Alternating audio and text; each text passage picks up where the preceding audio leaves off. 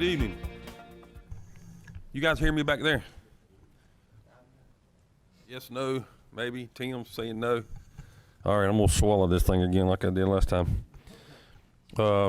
Welcome. I'd like to call our October 2nd meeting to order. Is this any better? Nope. I'm gonna do like Bill, just get them stand up. Welcome for being here, and I hope if you can't hear me, just raise your hand and I'll scream as loud as I can. At this time, I would ask Commissioner Bill Lawhon for the invocation and the pledge to allegiance. Commissioner. Let me invite you to join me in prayer, if you would. Father, we do thank you for the time of year that we're having and the beautiful weather that we're having. We thank you for the many blessings that you give us each and every day. And we thank you most of all for our Savior, Jesus Christ, who died and rose. And thank you for that privilege. We thank you for this county, and we ask that as we make decisions, that are good for our citizens, and that you are pleased with those decisions. Forgive us when we fail you, because we are all sinners. These things I pray in Christ's name. Amen.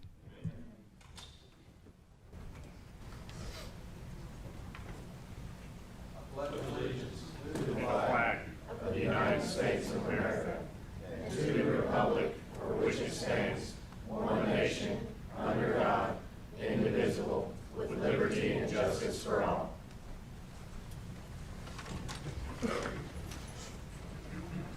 Thank you, Commissioner. At this time, I would entertain a motion to approve the agenda. So moved, Mr. Chairman. All right. All those in favor, say aye. Aye. Opposed? Motion carries. Mr. Chairman. Yes, sir, Vice Chairman. To excuse Commissioner Patty from. Okay, I have a motion to excuse Patty from our meeting tonight. As second, Commissioner Shudo. Any discussion? All those in favor say aye. Aye. Opposed? Motion carries. Our first item is public comment, and the first one that's signed up is Miss Jody Hathcock. Come on up, ma'am. Good evening, and thank you for the opportunity to share tonight. My name is Jody Hathcock. My husband Joshua and I are both Stanley County natives. Together we are raising our 4 children in the same Indy community that I grew up in. Multiple generations of our families have called this county home. I work 2 jobs here, and I'm actively involved with Leadership Stanley. I would say I love Stanley County. I trust you all are aware of the situation that I shared with you on September the 3rd when my son picked up a dirty needle on the outside of the kids' wing of our church. Our church does not own this building, but it rents it from Open Hands of North Carolina, Incorporated. I'll not dwell on the anguish I felt for weeks wondering about the what-ifs of my son's health. That's not my focus. This incident did, however, lead me to educate myself about the URI Harm Reduction Initiative that operates out of that same building.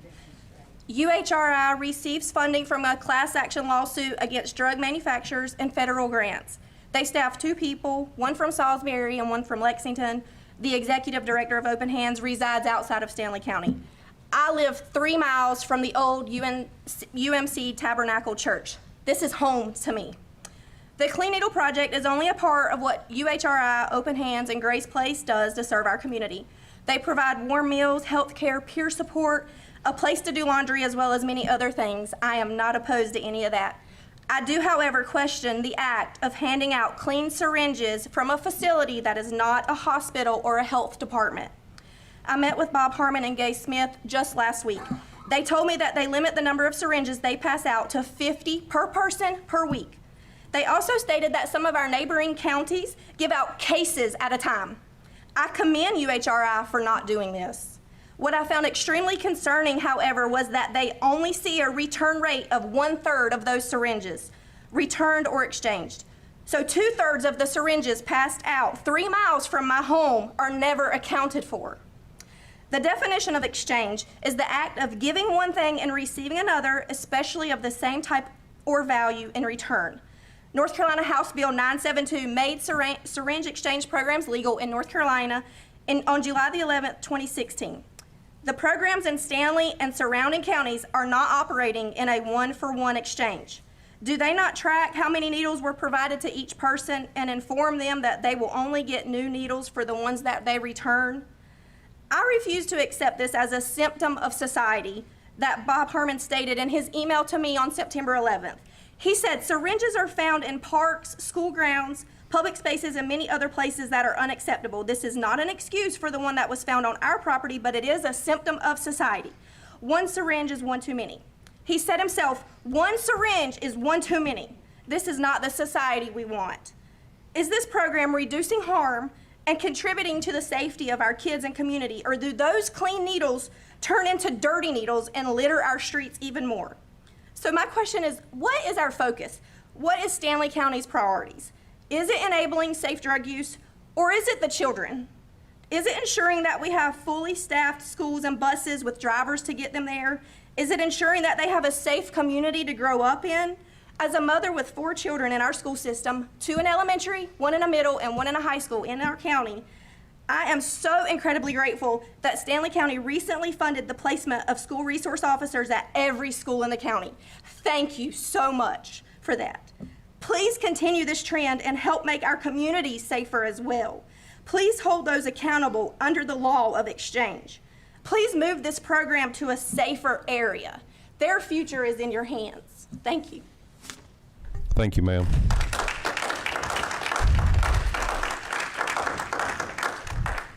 The next one I have signed up is Miss Martha Engel.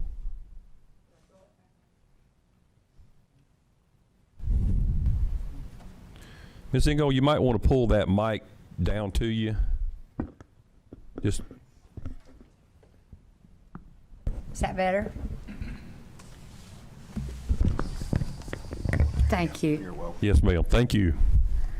I'm 82 years old, and I wanted to tell you that I tried to get down alternative to divide this land that's in question. I got sick, and I had to get an extension on my taxes. I was in hospital 13 days in March. I had to take oxygen 6 weeks at home, 24/7 with somebody with me. And I want you to know I lost my first child at 17, 44. I was 44 years old. My husband had a stroke at 45 years old. I've made a living since I was 45, and my oldest daughter died 4 years ago, 55 years old, October the 27th. My husband died at 68. I have been under doctors for 4 years, have blood work done every 3 months, never asked for food stamps or anything. I paid $12,642.61 state, federal, and county tax the last 2 months. I'm asking you to rezone my 4 acres and let me do what I want to with it. I paid taxes on it. I paid for the land. I think my rights are being taken away, and that devastates me after all I have already been through. And I own this land, and I thank you for your time. And I want you to know I've lost a lot, not even counting this here right now I'm going through today. Thank you. Thank you, ma'am. I want to show him one thing. I just want you to look at the first picture. And just want you to tell me what you think to figure out if they were living and know that they're not going to do all this.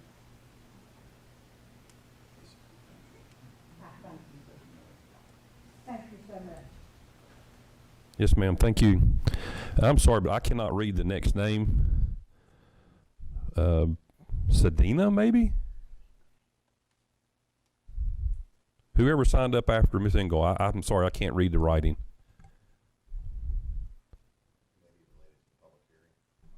They don't have. Okay. All right. We'll go to the next one. Madison Morton.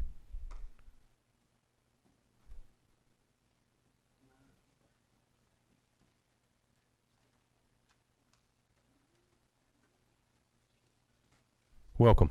Hey, how are you? Good. I'm Madison Morton.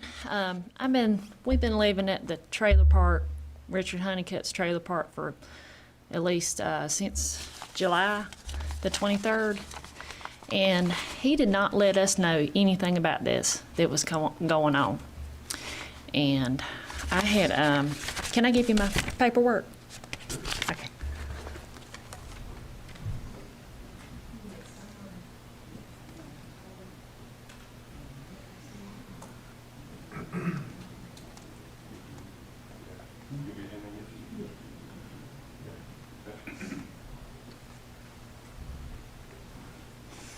And like I said, we've been living there for at least a month. We just paid our rent and everything, and the cops come out and told us, about all this.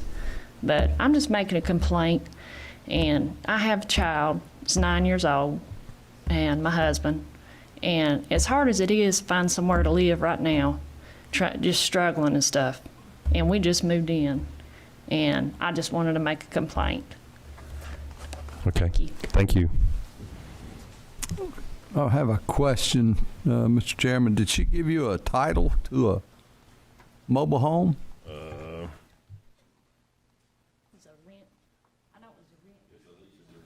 Lease agreement, okay.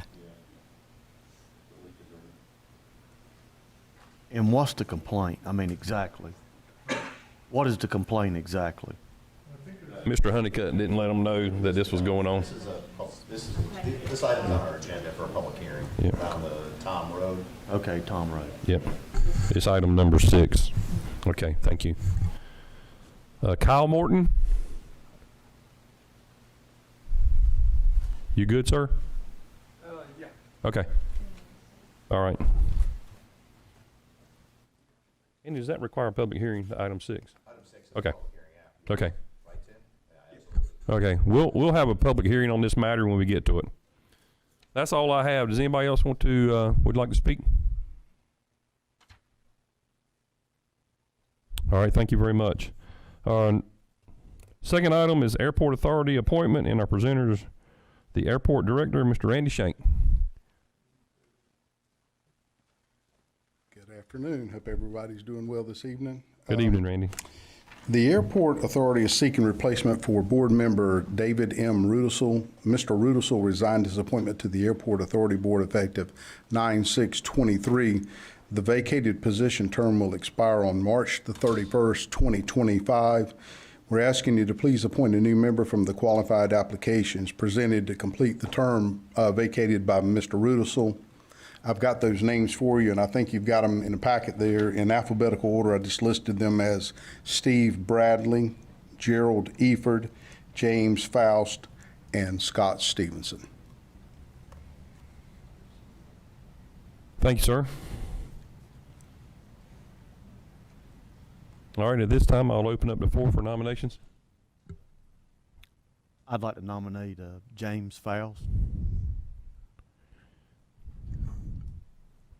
All right, anyone else?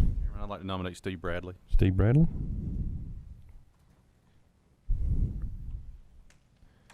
Anyone else? Mr. Chairman. Yes, sir. Mr. Rudisill resigning makes me think a lot of Mr. Roger Dick. I commend him on looking after a conflict of interest that could arise, and I just hope in consideration that we don't look after sometimes the appearance of a conflict of interest, where it is or not, is worse than actually the conflict. So I just appreciate Mr. Dick for doing what he did, and hope we can keep that same thing going on the board. All right, thanks, sir. All right, we'll go in reverse order. All those for Mr. Bradley. 1, 2. All those for Mr. Faust. 1, 2, 3, 4. All right, Mr. Faust is appointed to fulfill Mr. Rudisell's term for 3/31/25. Yes, sir. Thank you. All right, thank you, sir. Everything going all right out there? Yes, sir. How you liking that new gig out there? Do what? How you liking that new job out there? I'm loving it. Good. Thank you, sir.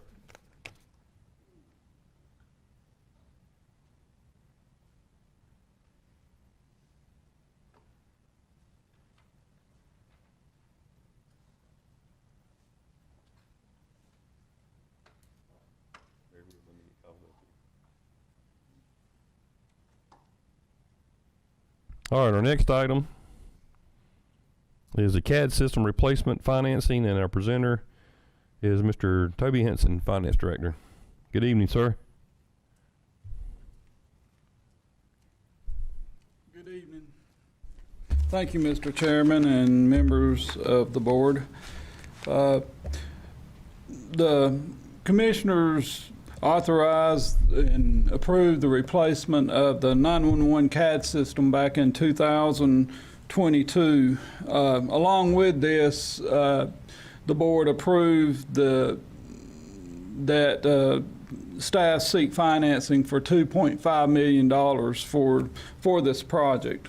Being that 911 staff has secured a 911 grant for somewhere around $779,000, and they were able to receive approval from the 911 board for additional appropriation of surcharge funds.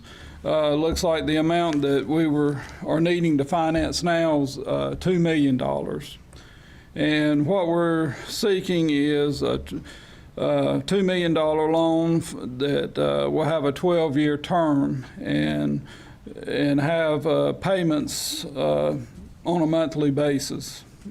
We sent out 6 RFPs to 6 different financial institutions, and we received 4 bids back. The bids came from First Bank, Pinnacle Bank, Truist, and URA Bank. And the lowest interest rate that was bid was by First Bank at 3.93%. Like I said, we were seeking 12-year term. And what that amounts to be is a monthly payment of around $17,495 a month, with a total annual payments would total $209,940 for a year.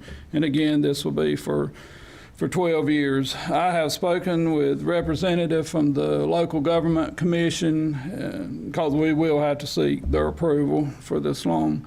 And they spoke very favorable of this rate, and they said it's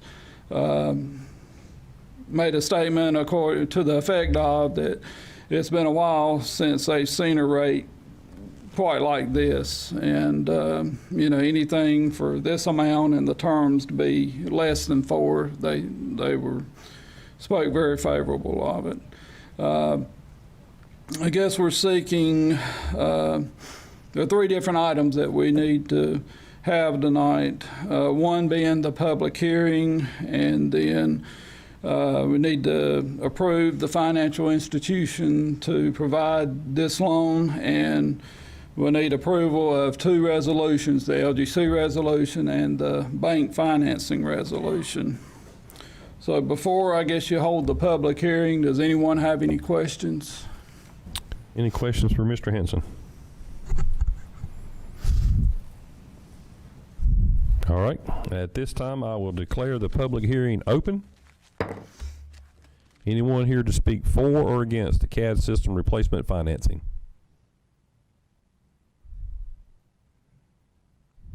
Anyone? All right, I will close the public hearing. The first item would be to review and approve the financial institution to finance the CAD system replacement. What's the pleasure of the board? I make a motion that we go with First Bank at the 3.93%, 12 years. Okay, I have a motion by Commissioner King. I have a second by Vice Chairman Barbie. Any discussion? All those in favor say aye. Aye. Opposed? All right, that motion passes 6-0. And the next item would be the consider and approval of the LGC resolutions to authorize the bank financing application and the bank financing resolution. Can we approve those, Ms. Jenny, in one motion, or do you need it separate? Make a motion that we approve both resolutions. All right, got a motion that we approve both resolutions. Do I have a second? Second by Commissioner Hatley. Any discussion? All those in favor say aye. Opposed? Motion carries 6-0. Thank you, sir. All right. Appreciate you. Our next item is department head presentation. Board of Elections, and Ms. Kim Blackwater. Ms. Blackwater, good to see you again. Good evening. Give me just 1 second to get my presentation up.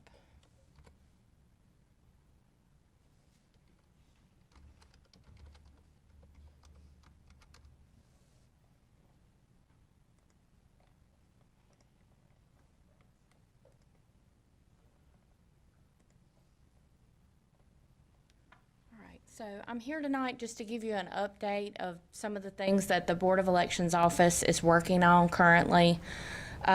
We have 4 main projects that we're working on right now in preparation of the 2024 election cycle. One of those is high school outreach. We're recruiting Election Day student assistants and a student ambassador to help with that recruitment process. We're hosting an I Voted sticker contest with our Stanley County 5th graders. We are holding an open house on what would be Election Day this year, November 7th, but we do not have elections in odd years, so we're doing our open house as a kickoff to the election cycle. And then we're conducting photo ID outreach for the requirement to show a photo ID when you vote in the 2024 elections. So our high school outreach consists of 2 items. One are student assistants. These students work on election day at a precinct. They must be ages 17 or older, enrolled in a public, private, or home school in the county, and have permission of their parent and the principal of their school. They do receive training just like their adult counterparts, and they also receive compensation for their work. A student ambassador is a new program that we've launched this year. We are trying to find at least 1 to 2 students at each high school that can help us recruit student assistants, someone who would be willing to help us get out information, voting information, voter registration, things like that at each school. This requires a recommendation of a teacher or staff member, and they have to commit a set number of hours to work at our office. This is not paid, so this is civic engagement for them. It's good on their college applications, resumes, and so forth. Our next project is our I Voted sticker contest. We accepted submissions through last Friday, the 29th. We received 24 submissions from 5th grade classes. The classes voted and narrowed it down to 2 entries per class. The Board of Elections will meet tomorrow at 4 o'clock, and they will narrow those entries down to 5. Then we will post the entries on our Facebook page, and our early voting will be done on Facebook from the 19th through November the 3rd. And then at our open house, we will have in-person voting where we have ballots. People will come and check in, receive their ballot, and cast their ballot. And then we will tally up the votes and see who the winner will be, and that sticker will be used in the next presidential election cycle. The next item is our open house. We will be holding multiple things, events, and activities on that day.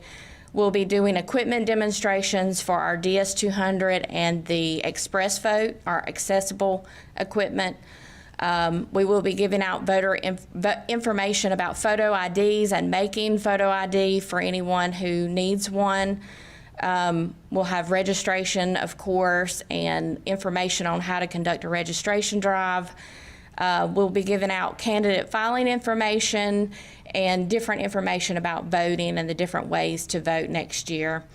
And then we will have some physical activity with election relays. So we're going to try to find volunteers to compete against each other, putting together voting booths the fastest and finding the golden ballot and things like that. So if any of you would like to volunteer to be on a team, it'll be from 11 to 3 on November the 7th. So try to come and participate with us. And then the last thing is our photo ID outreach. We are supplying voter photo ID cards for any voter who does not currently have an acceptable photo ID. The requirement to get a voter photo ID card is you must be a registered voter and you must complete a form and provide us with your date of birth and your social security number. You can get one of these even if you do have a valid photo ID, you can still get one, but this ID is only good for voting purposes, so you can't use it for anything else other than voting. The deadline for us to issue these IDs is we can issue them all the way up through the last day of early voting. So anyone who needs one can get one up through the end of early voting.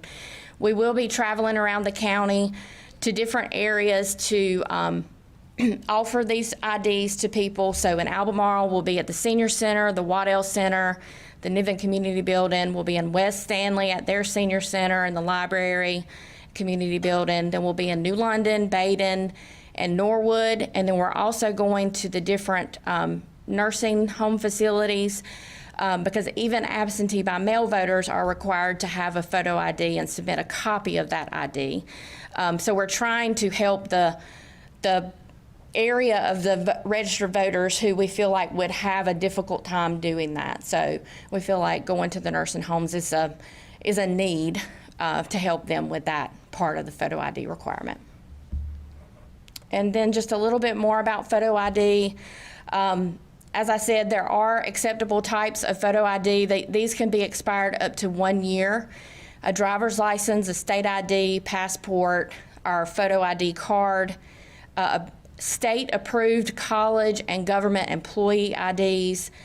Those have to go, the school or the government entity has to go through an approval process through the State Board of Elections to have their ID approved.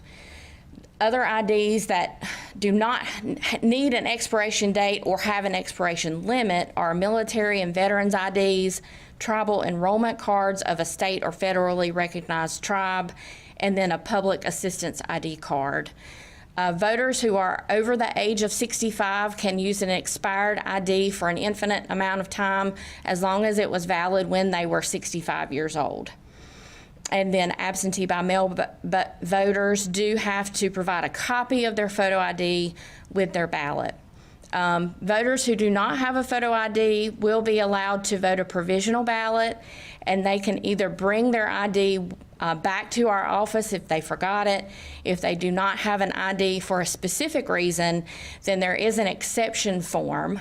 Those exceptions include an impediment to obtaining an ID, such as they don't have the required documents, they've lost their ID, it was stolen, different things like that. They have a religious objection to being photographed, or they were a victim of a natural disaster within 100 days of the election. And also, if they're unable to make a copy of their ID for an absentee voter, then that's an exception as well.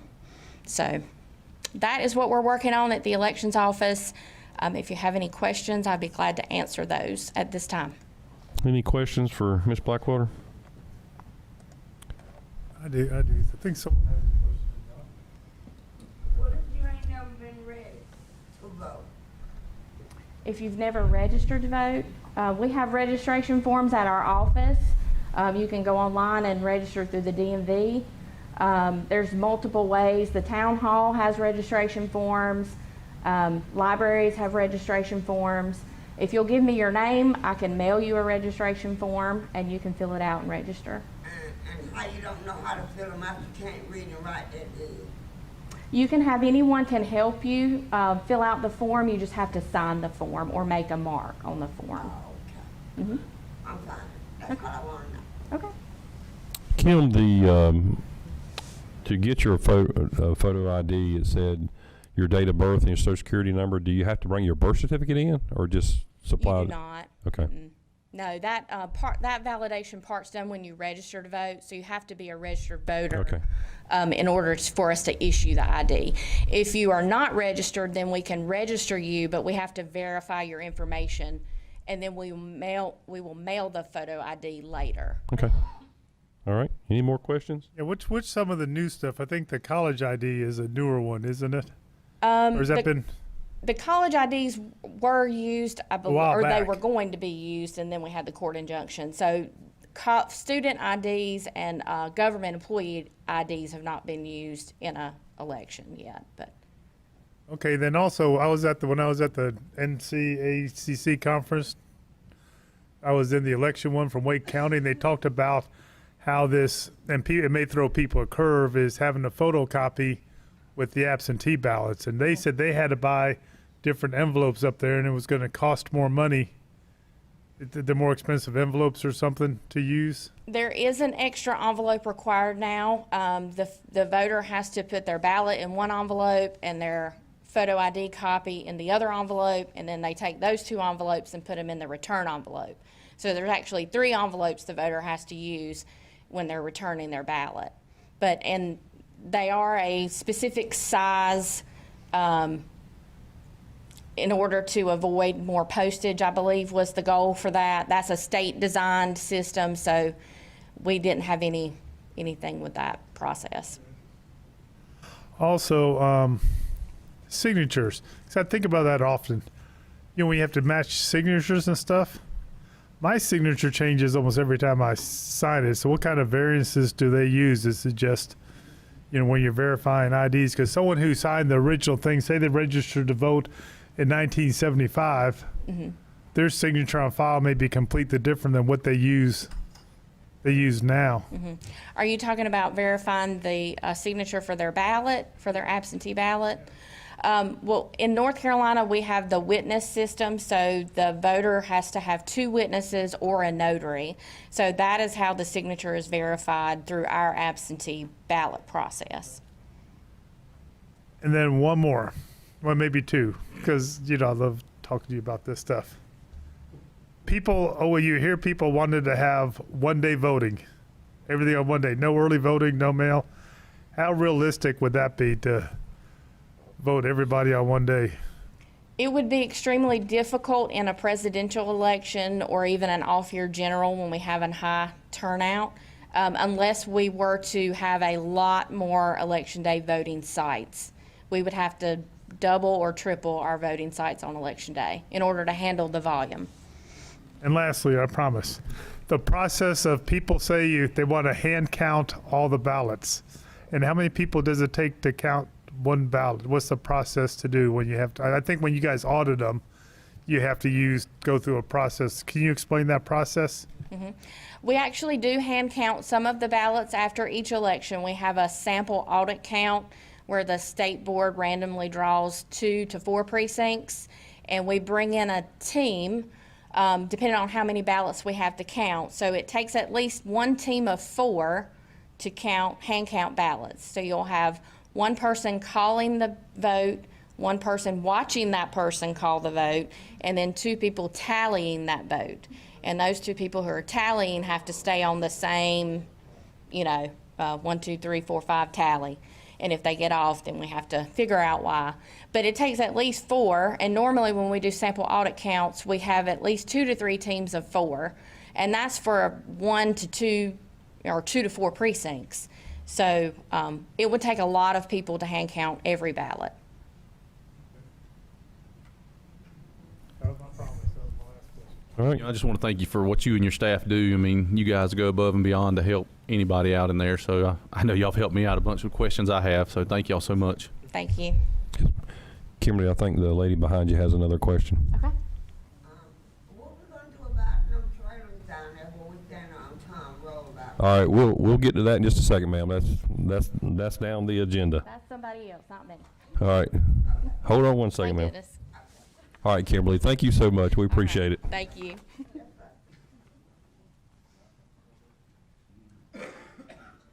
All right. Our next item is item number 5, ZA 23-08, Charles Herring, Redbird Road, and our presenter is Mr. Bob Rinsberg, Planning Director. Good evening, Joe. Good evening, Bob. Good to see you, and good to be here. Let's see if we can get our slideshow going here.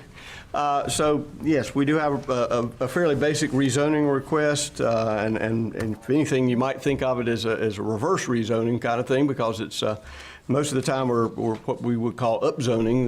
This would be considered a downzoning in a way. So we're going from an R20 district to an RA district. So Christian Herring has requested to rezone 21.61 acre parcel that he owns from R20 residential to RA residential agricultural. He has indicated he plans to continue farming and forestry practices on this parcel, which is located at the end of Redbird Road, which is a short state-maintained right-of-way off of Ridge Street, south of Mountain View Church Road, and of course south of the airport. Adjacent parcels are all zoned RA or R20, located in the airport overlay district, which really doesn't have a bearing on this change, and then is in a secondary growth area. And I've got a couple of slides here, talk a little bit about what I'm just saying here on the bullet points. An area of flood zone exists on the west end of the property line along Mountain Creek, but there's no public water or public sewer available to the property.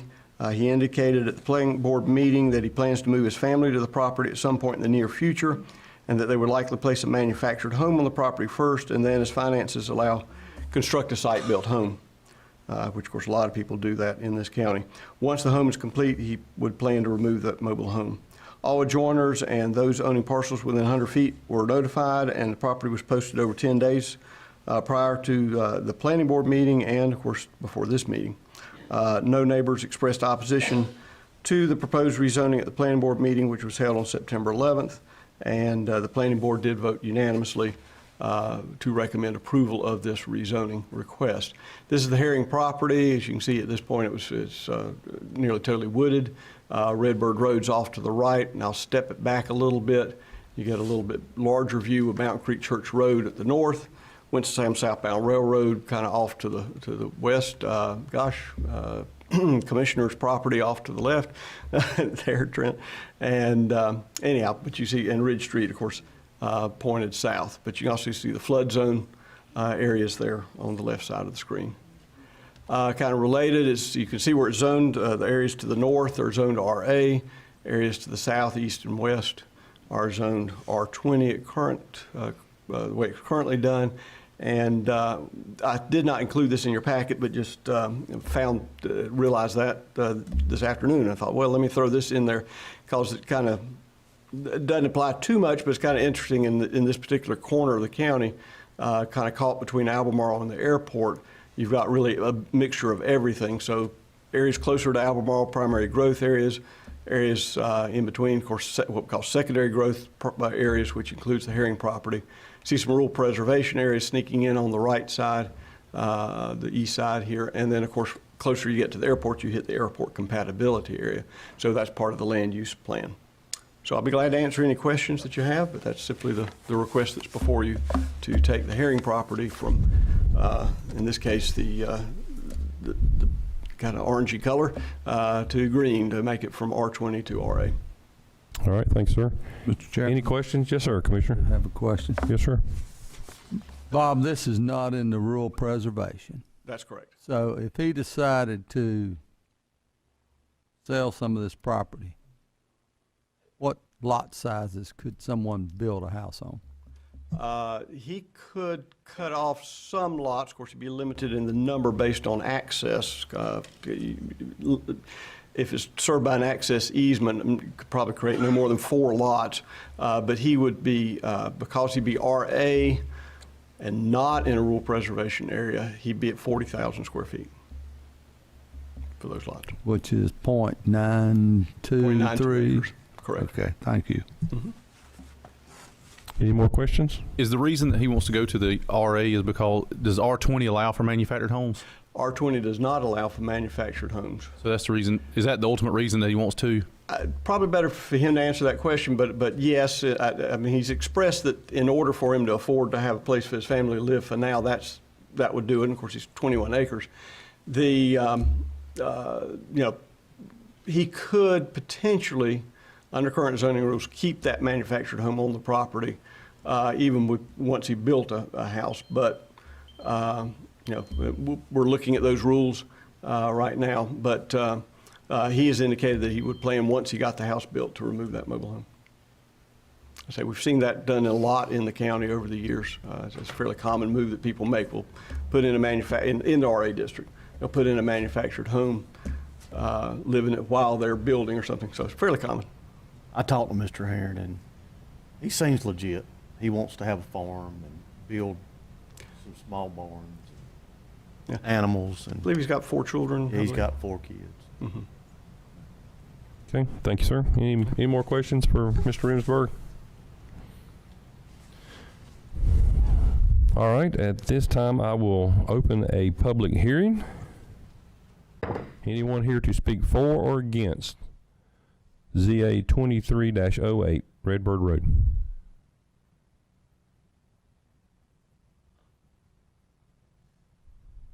All right, I will declare the public hearing closed. All right, what's the pleasure of the board? Yes, sir, Mr. Vice Chairman. I'll make a motion that we rezone the area property 21.61 acres from R20 to RA. 35 acres for Redbird Road. Okay, I have a motion. Do I have a second? Second. Second by Commissioner Hatley. Any discussion? All those in favor say aye. Aye. Opposed? Motion carries 6-0. Thank you, Bob. Anything else, sir? Well, I'll let Tim go on up. I'll get the slide. We have a couple of slides related to the issues on Tom Road. Okay. Next item is item number 6, minimum housing code, Tom Road, and our presenter is Tim Swearingen. Mr. Swearingen. Mr. Chairman. Good evening, sir. Commissioners. We don't get to this point in code enforcement very often, but unfortunately we find ourselves there tonight. To give you a little history, we received complaints concerning the conditions of the manufactured homes at the Honeycutt Mobile Home Park at 3545 Tom Road. We investigated on the 9th of February and began cases. And we had a public hearing before the housing enforcement officer, which is myself.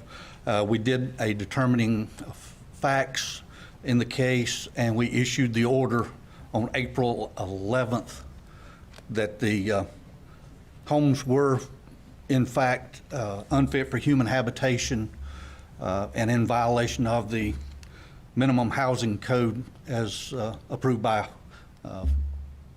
this board. And we ordered that each of the mobile homes in the cases be vacated as soon as possible, and we gave Mr. Honeycutt 90 days to either correct the violations or to demolish and remove those mobile homes.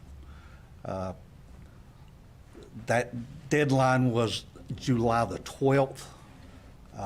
It appears there has not been any significant changes in the conditions to bring them into compliance. So the next step in the process would be to present ordinance for the Board of Commissioners to adopt in order to carry out the original order to demolish and remove.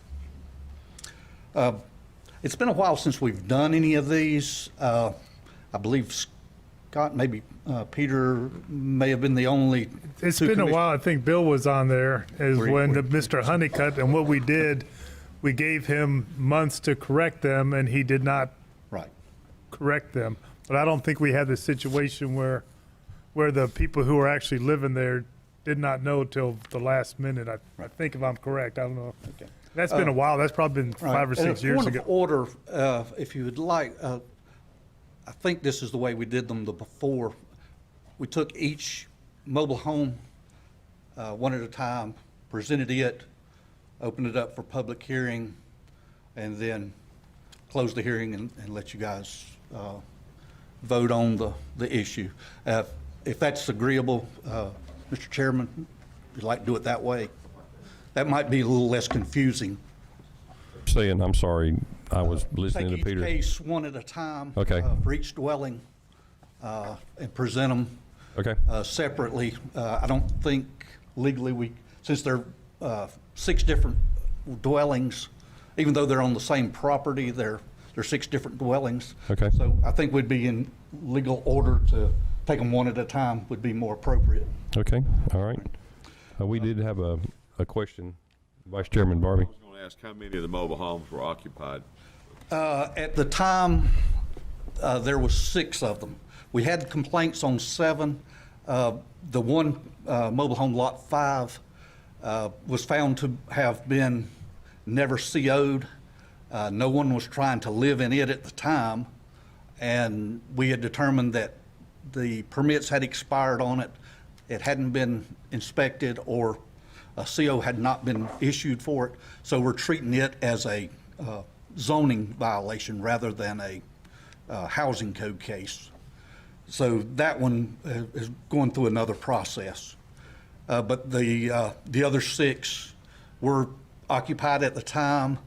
A couple of them have been vacated, but then they've had folks come back in, unbeknownst to us, a couple of times. But I think all those that were present at the hearings that we held in our office, I think they have all been notified along the way, for different times. Like I say, I believe number 6 stated earlier that they weren't aware of anything going on. Mr. Honeycutt and the previous tenants were notified, and he was notified not to let the houses out until they were brought up to code. So that's where we're at on those. But if you'd like to, we'll go ahead with each one, if that's, is that okay with the board? So we just need to hold one public hearing, or I believe we'd need to, Jenny, you might. or we need to hold 7? I believe 6. it would be cleaner, Mr. Chairman, if we could hold 6 different hearings. Okay. All right, so I got lot 1, 2, 4, 6, 7, 8. Is that correct? That's correct. Yes. Okay. So we'll. All right. We'll start with lot 1. Okay. We did notify Mr. Honeycutt originally. The tenant at the time was here. She's still here. Okay. Tonight, she was informed of each and every step that we've taken in this process. Mr. Honeycutt has been served with proper notice of every step. So, all right. The last time I was at the house was last week. It does appear that nothing has been done to rectify the violations. So it would be my recommendation that we proceed on with this one. Okay. All right. At this time, any more questions for Mr. Swearingen before? And this is lot 1. Lot 1. All right. At this time, I will open up a public hearing to the ordinance to demolish lot number 1. Anyone here to speak for or against? Yes, ma'am. Come on up. Is this lot 1? All right. Well, come on. If you don't mind, ma'am, just come on up and to the microphone. And I've been down there for 6 years. Yes, ma'am. And I've been asking that man to give me a back door. And he put up a back door, but he didn't put it up together. And my leg twisted, my socket's supposed to, what you plug in the wall there. He won't fix that. I've been asking that man for the longest. I've been down there for 6 years. And I'm old, and I done had a stroke since I've been down there. And I've been begging that man to come and fix. And he don't fix. And I tells him, you don't fix, you don't get no pay. You want your pay? I want my house fixed.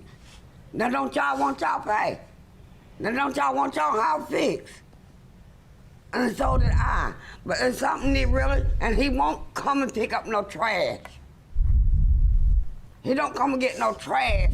He take time out at his place with the drug dealers and the alcohol, and he do his place down there. He don't come down there and check on it. Instead of him coming, he sends somebody else. And ain't nobody gonna put their money in nobody else's hand. And they do, he write out a receipt, and then we'll go back up there. You didn't pay me. Oh, yes, I did. You sent that man out here. And he sent people out there that disrespectful. It's really disrespectful.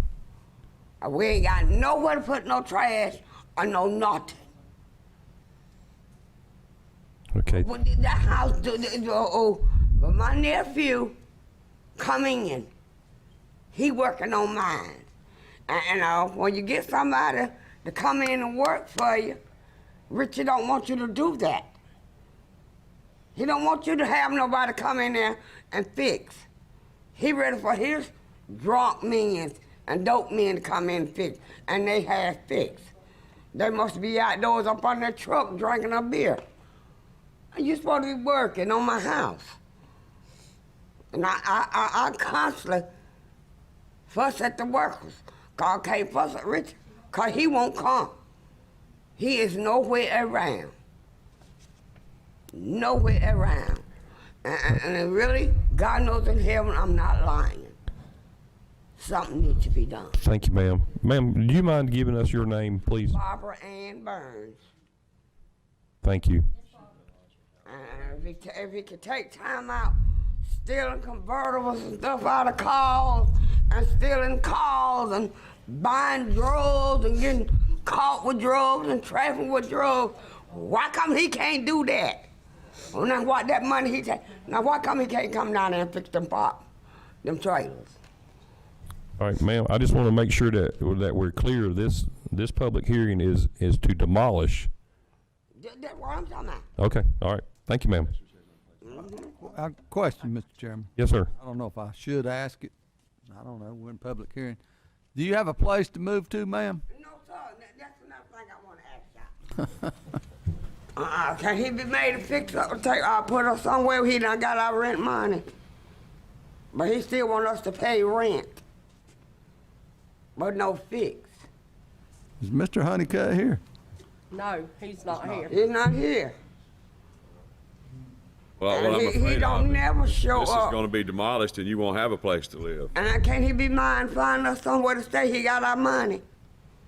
That's not for us to decide here, ma'am. Okay. Have you talked with the housing authority? No. I'd suggest you talk with the housing authority. Okay. Their office is off of. I know where it's at. Okay, I would highly recommend you. I'm on fixed income. How much rent does he charge on your mobile home? I don't give him a $300, but he said $4. And then if I don't give him that, I give him $2 because he don't fix nothing. Well, her trailer, I'm a witness. Where she sits, had my mother-in-law been on the couch where she sat at that night.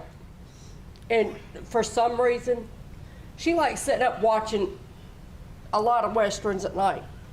She was sitting there that night. I had went to bed, took my fiance, that is deceased now, which is her son, but this is still my mom. She was sitting there.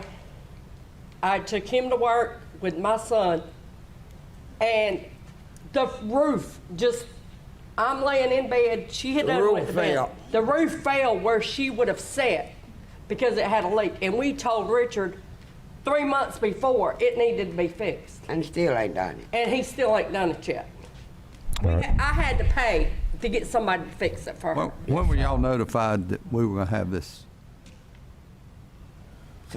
When was you notified that we were going to talk about the demolishing? See, they don't tell me nothing. They don't come and talk to me. They don't come and tell me nothing.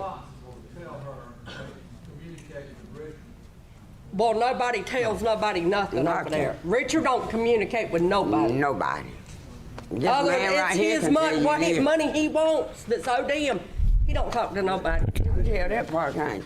Dan, when did you communicate with him? Folks, I see your hand raised. I'll get to you in just a second. Did you ever let Mom know that it was going to be condemned? And now he's saying it ain't gonna be condemned. Yeah, according to Richard, everything ain't going nowhere. Nowhere. We ain't got to move.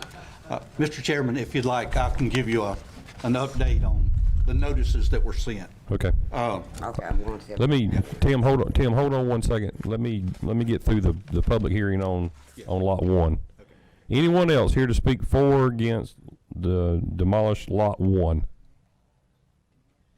All right. Thank y'all. The door they put up, on the side, you can look all the way through the crack like that. All right. I'm gonna declare lot 1 public hearing closed. All right, Tim, go ahead, sir. The notice for this particular hearing, each of the tenants were served either by myself or by, I believe, Justin Pugsley, I believe you served a couple. Yeah, Tom Morgan served a couple of them down there that day. So they were all served on the 12th, and also Mr. Honeycutt. 12th of September. 12th of September, Tim? Yes. Okay. That's what this public notice hearing says. Yeah, they were okay. They were notified then. Richard was also served with notice of this hearing. All right. Thank you, sir. At this time, I will open up a public hearing on lot number 2 to demolish. Anyone here to speak for or against lot number 2?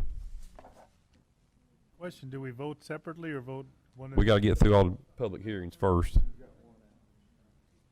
You here to speak for lot number 2? Yeah, she's the tenant for lot number 2. All right, hold on. All right, hold on one second, ma'am.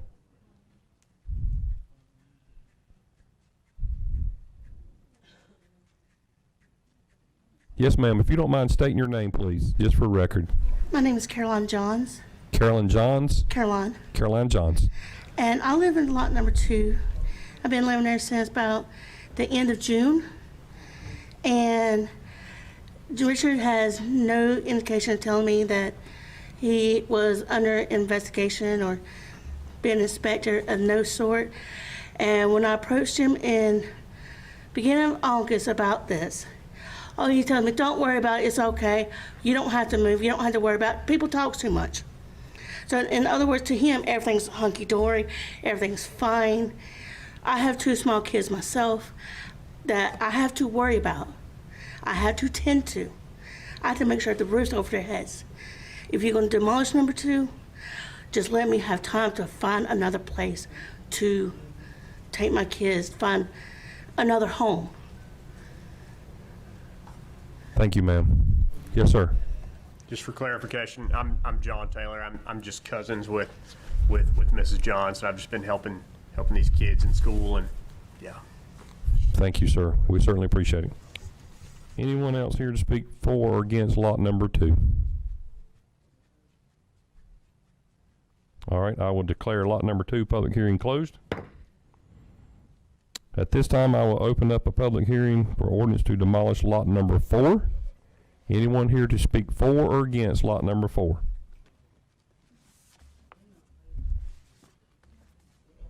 You coming up, Mr. Remsburg? All right. Yes, wait, we got one. You have on your screen, the top one, to give you some ideas of lot number 1 is the top photo on my left, and then lot number 2 is the one on the right on that top photo. The middle photo is of lot 1. The bottom 2 are of lot 2. It says it on. We got them on our agenda packet. Yeah, you should have. Okay. And then lot 4 is the photos you should see on your display. All right, you're here to speak for lot number 4. All right, go ahead. Yes, I live in lot 4. My name is Lori Marie. I live in lot 4. I'm written from Richard. Been living with him for 3 years. He has no trash pickup out there. He does not really want to fix up the places. Nobody's out there working. When they do not have permits. I'm the only one that had one. For lot 5. Okay. And my husband, he is sick now. He's on oxygen. I'm now on oxygen at night. I don't know if it's got something to do with the trailer or what. but my trailer has been fixed up on the inside.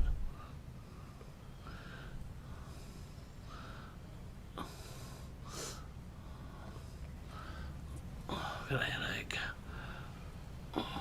So Tim, if I'm looking at this right, lot number 4, I can't tell what those pictures are. Look like you're missing inside. Look like you're missing a smoke detector or something. There was no smoke detector. To my knowledge, there is no smoke detectors or CO detectors.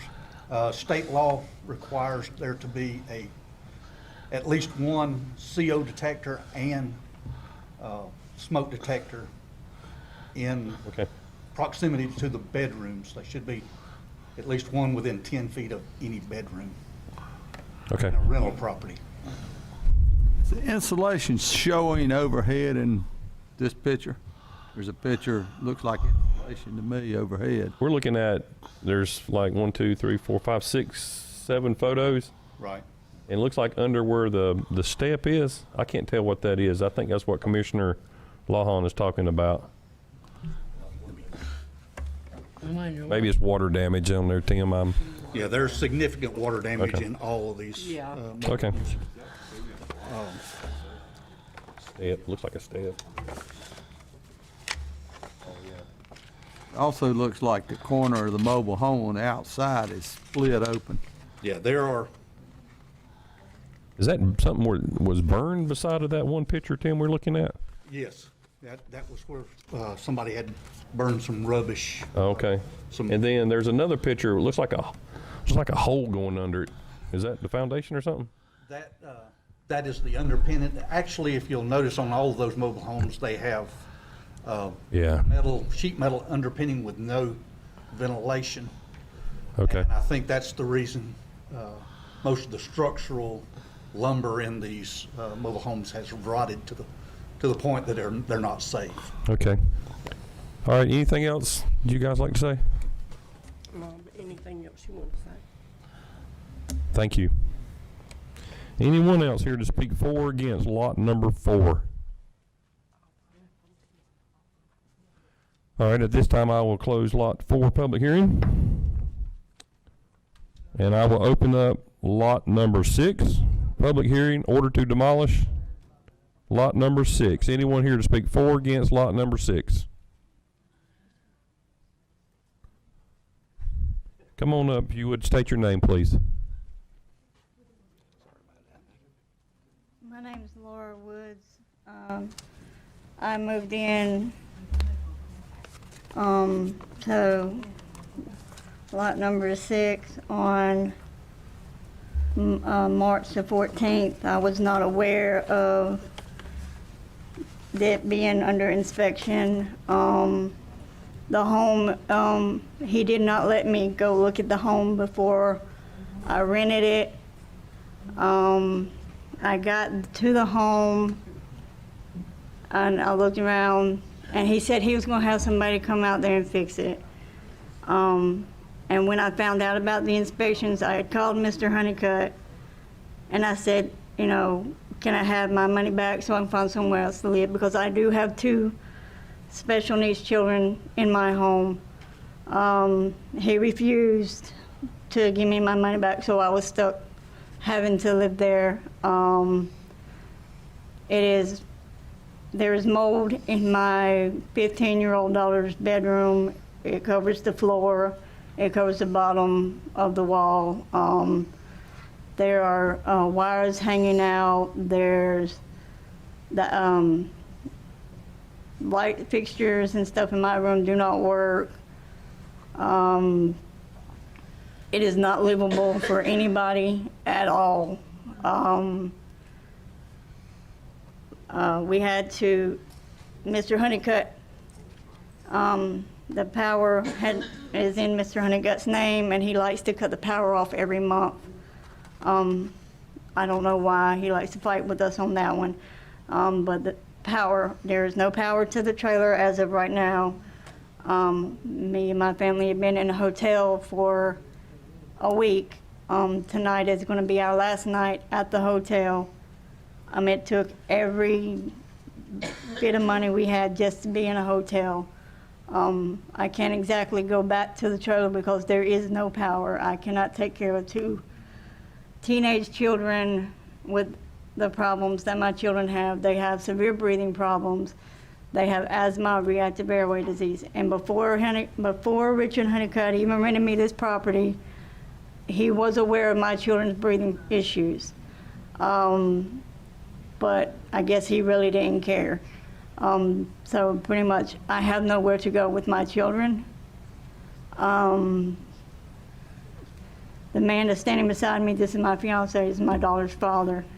He had came in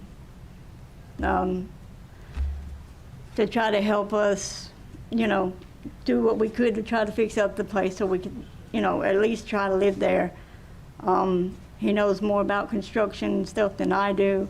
He can tell you more about what's wrong with the trailer than I can. And as you can see on the pictures, to me, it is not livable, even for an animal. I don't even know why he even tried to rent it.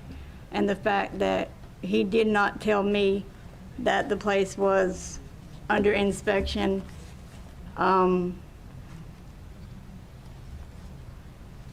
Like I said, you know, that's pretty much all I have to say on it. Excuse me, I got a quick question for you. Because right now, me and my children are going to be homeless after tonight. And Miss, when did he rent this to you? About how long ago? I moved March? March 14th. In March. Okay, thank you. Are you paying $300 a month also?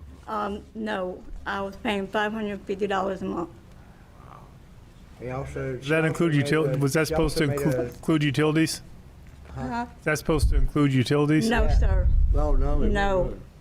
The utilities were left in Mr. Honeycutt's name, and I paid Mr. Honeycutt the utility money. And every month, even though I paid him the money, he'd still find a way to cut my power off, knowing my children have breathing problems. And that's just an issue I have to take up with Mr. Honeycutt on that. But like I said, it's... When he cut the power off this time, he had them to jerk the meter out. So I cannot take my children back there. Yes, my stuff is still there. So before y'all demolish it, just give me time to be able to get my stuff and my children's belongings out of the trailer.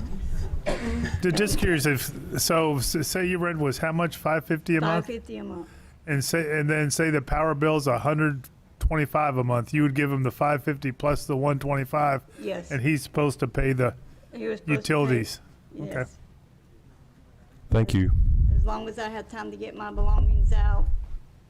Yes, ma'am. How much time is that? Excuse me? How much time do you think it will be before we get our stuff out? Well, the hotel that we at, we just spent everything we had for it, so we have no money whatsoever right now until next month. Well, I'm on fixed income, her son and daughter's on fixed income, so it costed us everything just to get this motel. Are y'all familiar with Community Inn? We're at Quality Inn. Are you familiar with Community Inn, which is a space that they keep homeless people overnight? Well, because of my children's conditions, they cannot be around so many people. So that would not be a legit place to try to take my children to. My daughter has a social disorder. They both have severe PTSD, and they both have autism. They can't be around big spaces of people that they don't know. Okay. So basically, My question was, how long will it take to get the personal items out of the trailer? Really, to tell you the truth, I don't know, because we don't have no transportation whatsoever, so. yeah, I'm using we my have to mom's walk everywhere car. we go. I'm using my mother's car right now, and we're only being able to take little loads at a time. So I'd probably say maybe 3 weeks to be able to get everything out of it. Okay. Thank you. Yes, sir. Anyone else for lot number 6? All right, at this time, I will close the public hearing on lot number 6. Now I will open up the hearing to ordinance to demolish lot number 7.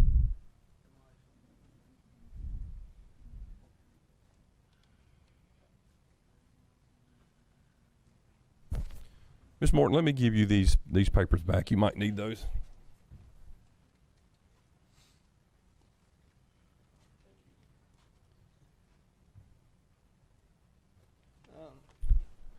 Go ahead, sir. We just moved in there like 45 days ago, and nobody told us any of this was going on. You seen the paper? Yes, sir. When we actually moved in, when we signed the lease, and I don't understand, why couldn't y'all had signs up saying this place is condemned or something? Y'all let me go get the power cut on. Apparently this stuff ain't just started here in the last few days. I mean, you know, y'all know Richard. Y'all know he's a con artist pretty much. I mean, this got us out of like $3,000 moving in here. Yeah, we had to pay money. And now we got to go try and find another place. It took us 4 months to find that place.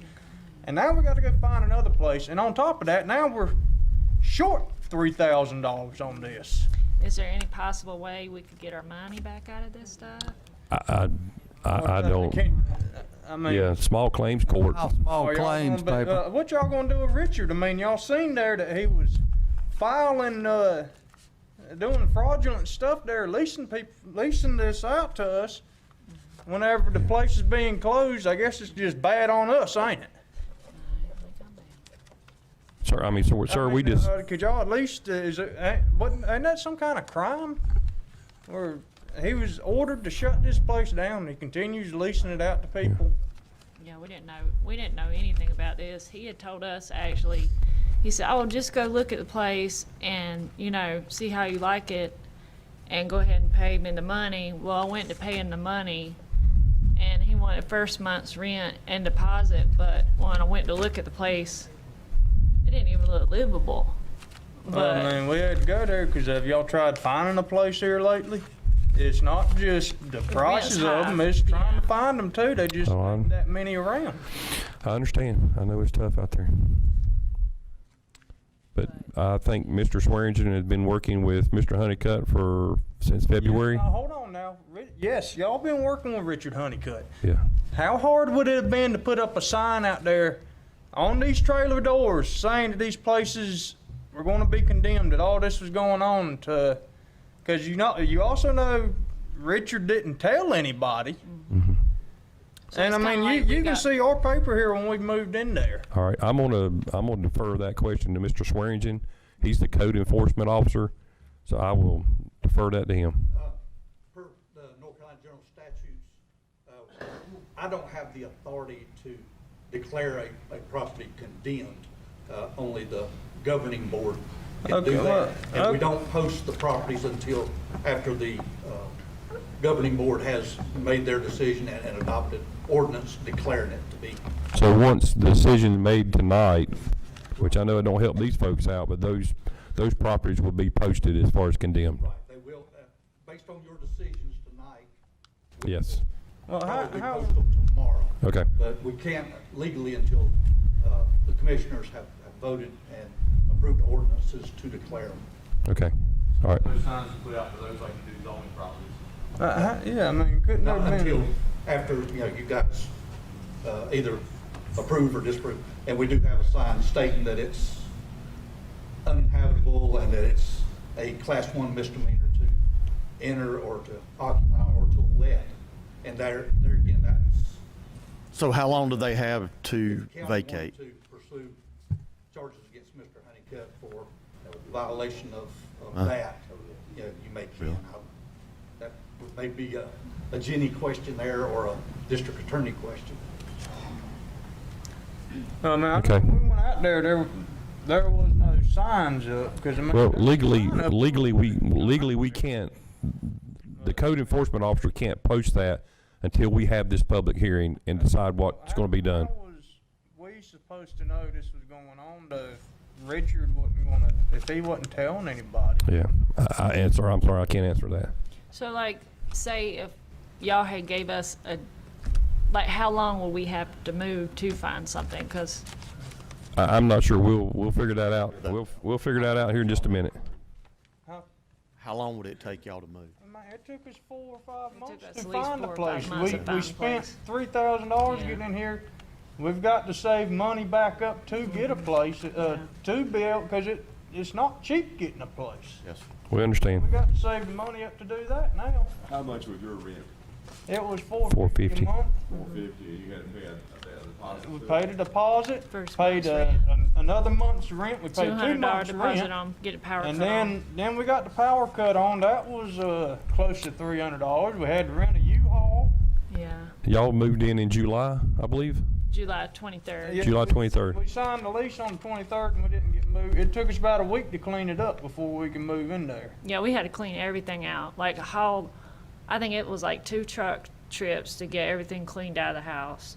They didn't tell us that there was a trailer to put the trash on. And it was sitting out there. We didn't know that. So I just rented a truck and that cost me like $140.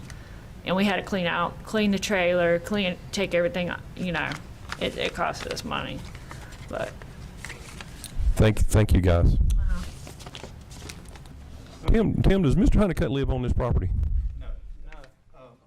If I'm not mistaken, he lives just off of West Main, there in town. Okay. Behind his shop? Yes, behind his shop. It's a couple Okay. of down All right. from his shop. All right, thank you. Anyone else here for lot number 7? All right, I will declare lot 7 public hearing closed. The last one I have is ordinance to demolish lot number 8. Anyone here to speak for or against lot number 8?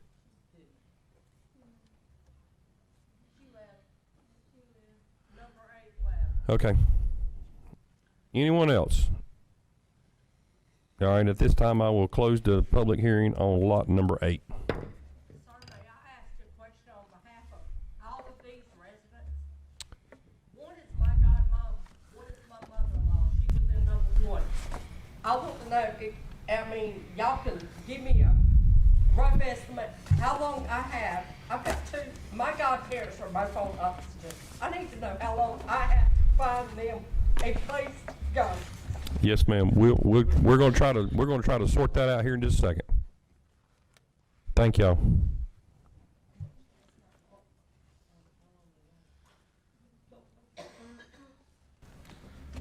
Mr. Chairman, Yes, I'm just trying to answer any questions you might have as far as the procedures or anything that we've done thus far.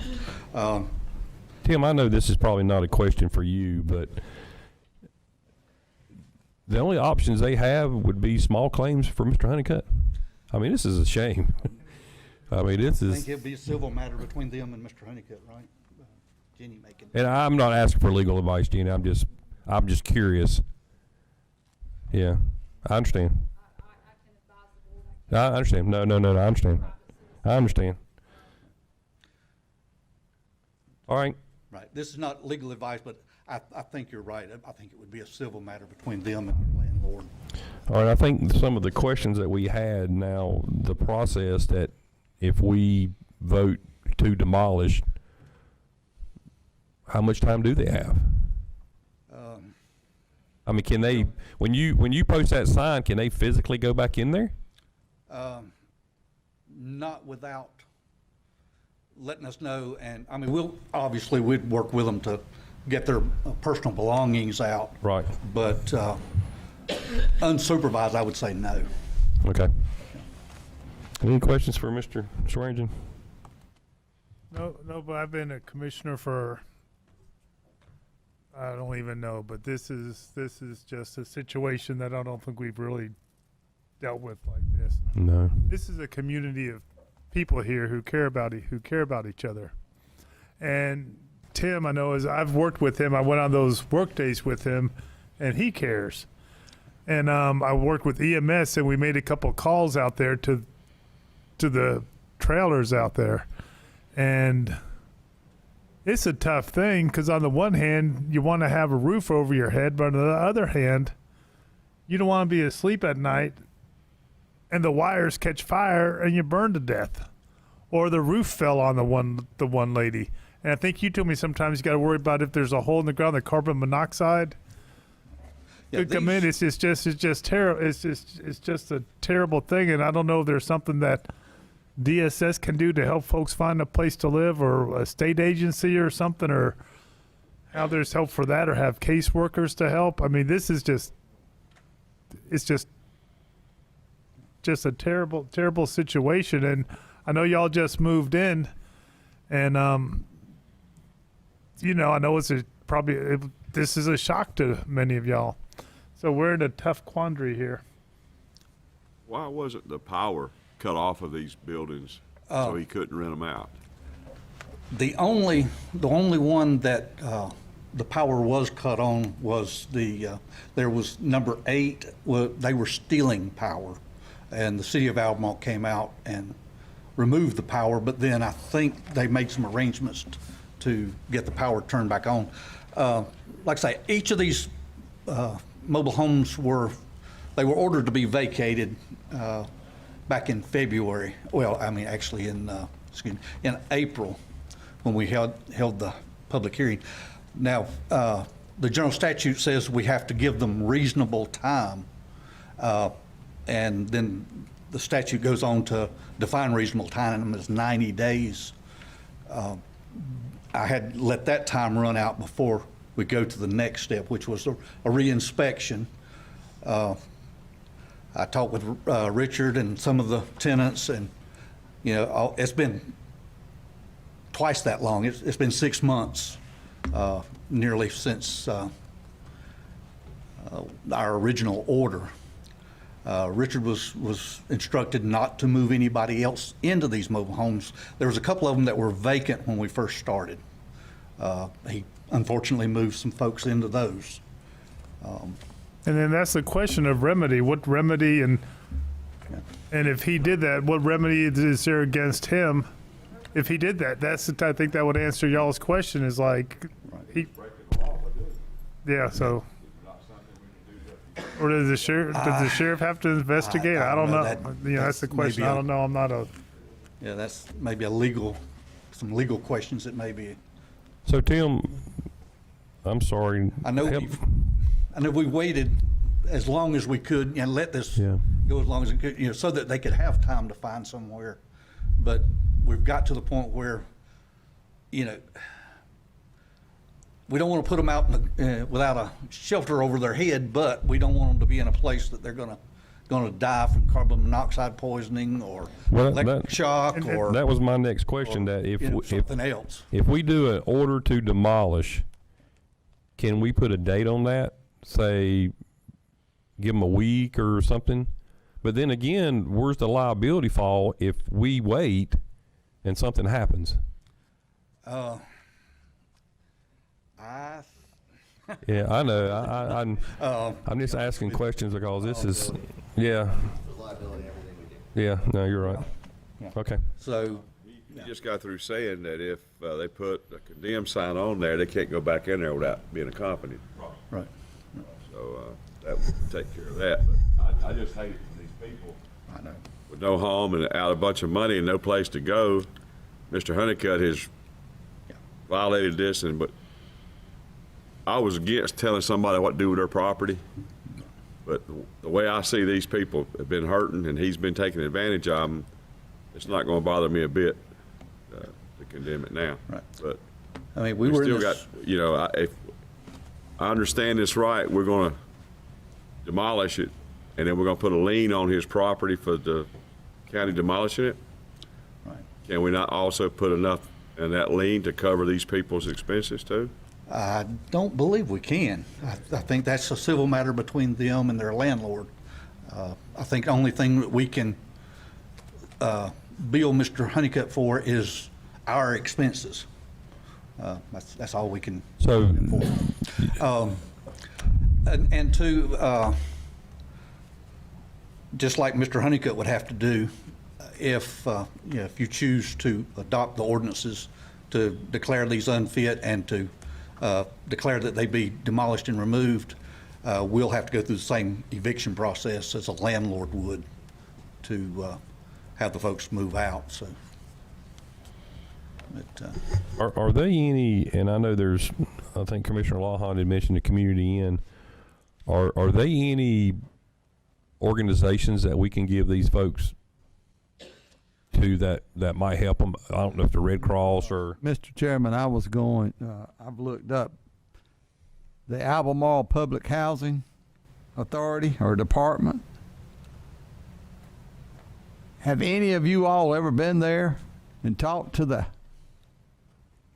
were they accommodating? Sir, I went and filled out papers for my godparents, and we have not heard anything yet. There is a waiting log at the Housing Authority 3 months back. They're 3 months behind. All right. How many of you are familiar with Homes of Hope? I have called them, they said they have a waiting list. Last time I called, they said at least 6 people ahead of me, and they don't really have that many houses.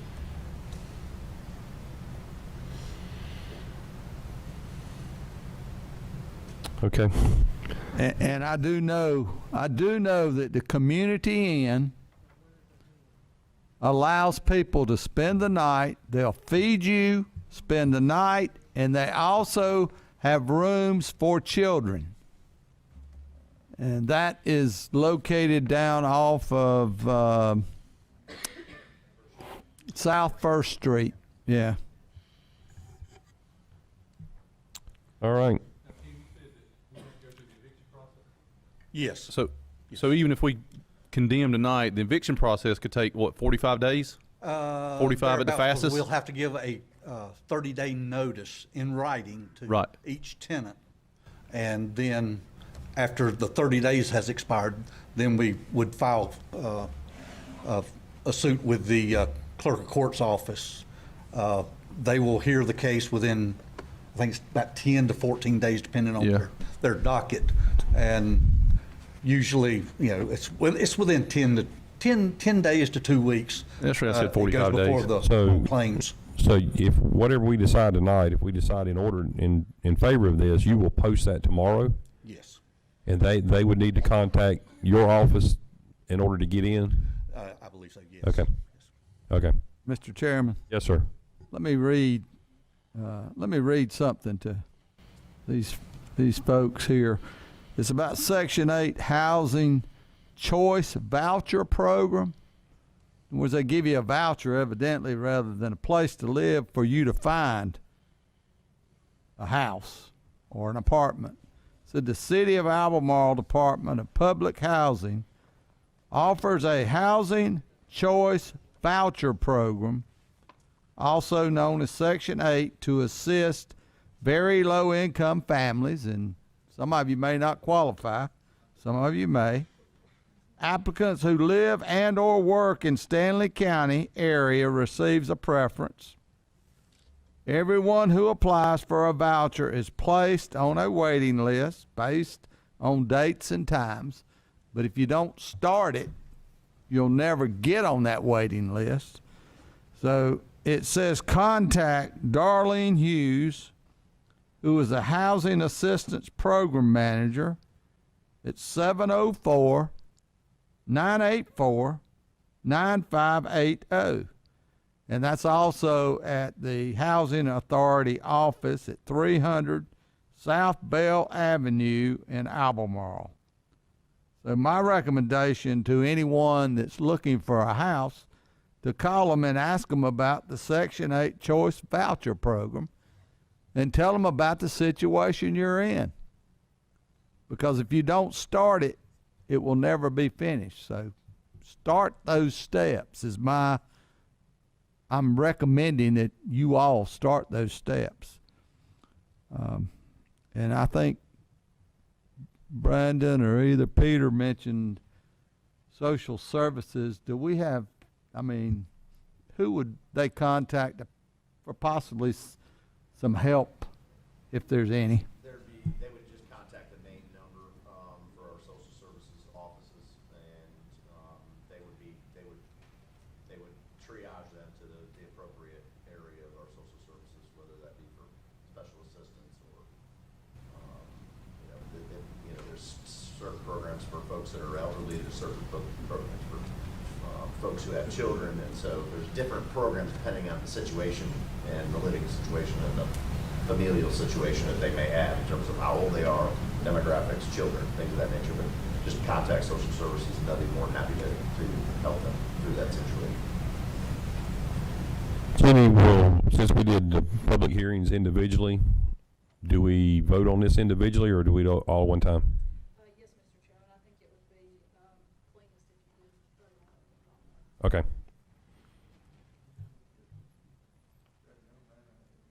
Can I ask one question on Yes, sir. behalf of my family? Just to understand the exact timeline, if you vote to condemn this evening, at what point would they no longer have access to their homes?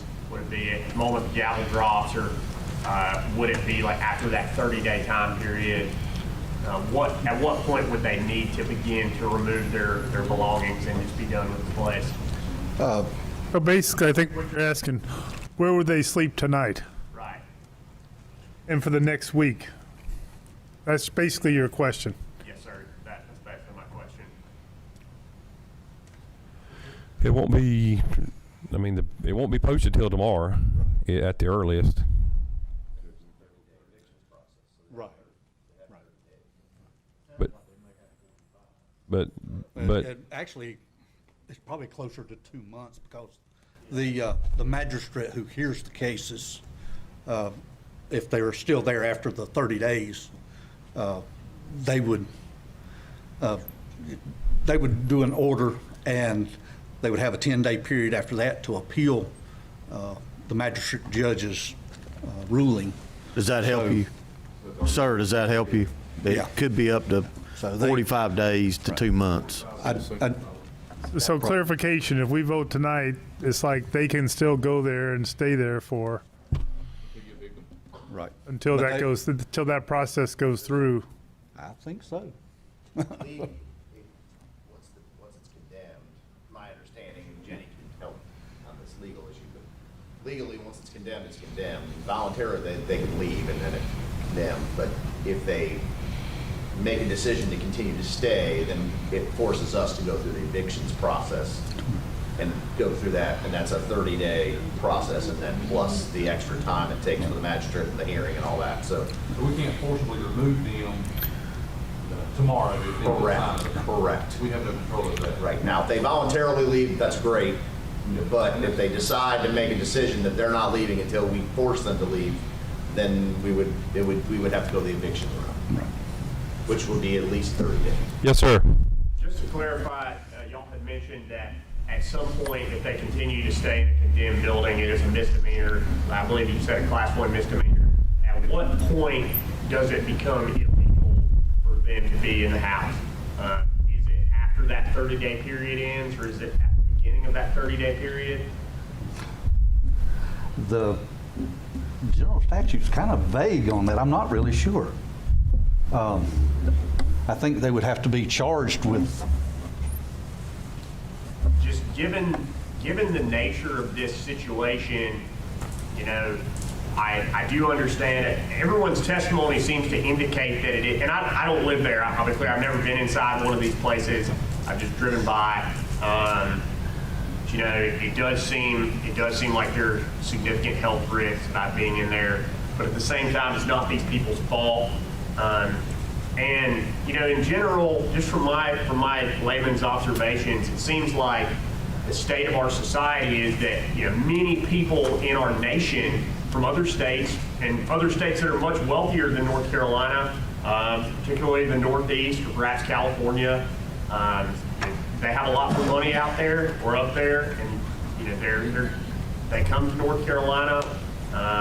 Their dollars go a lot further than what we have down here, and you know, the common man in Stanley County, and the people who built Stanley County, these are the people being displaced, and I think it's mostly Stanley County natives who have been here tonight who are in this situation. You know, it's not their fault. It's because of Richard Honeycutt and his nefarious schemes. and just the general state of our society that has contributed to these people's problem tonight. It seems a little bit too far for it to say it's illegal for them to be there. And I understand that it's not healthy. You know, there's some significant risks, and that's been made totally clear, right? But I suppose my thought is that perhaps we could, you know, just try to ensure a certain degree of leniency as they work through this. Because, you know, the last thing that they need are criminal charges as they're trying to find some new place to live. I feel like I might add insult to injury. All right, any more questions for Tim? All right, I'll go down the list. Ordinance to demolish lot number 1. Do I have a motion? I make a motion. All right, got a motion. Do I have a second? Yep. Did I hear a second? I'm sorry.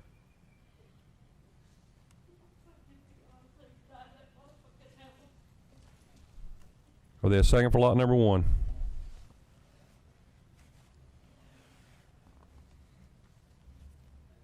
All right. Let me ask this, and instead of going down the list, not getting a motion, are they any appetite to do any of them? We can't just let Richard Honeycutt just ignore the law. I agree with you, sir. And, you know, I feel for these folks. There are opportunities out there I do know that I think would help them. But the only other thing I guess we could do is table it. no, I don't. If we're Yeah. if we're in discussion, this is sad, and I hate to put the motion out to condemn these properties, but you have a lot of folks out there. I know when my mother got older, her vision was going, her smell was, you know, her smelling ability was gone, so they started living in these conditions that really are not safe. And honestly, if you don't, and this is just a struggle for me, but I've been in these things before, and man, all it takes is someone to trip over an open wire, and there's holes in the floor. The one lady, the roof fell on her head, and it's just, some of these places are just terrible. So if we don't second vote and vote, you got a second right here. All right. I'm not in favor of Mr. Honeycutt getting by. But on the other hand, I'm looking at people that can't afford to move, and there's a waiting list everywhere. It'd be probably 3 months before these people can find another place. I don't like what Mr. Honeycutt's done. I think he needs to straighten things up, or need to condemn his place. But I can't look at these people and run them out of their home either.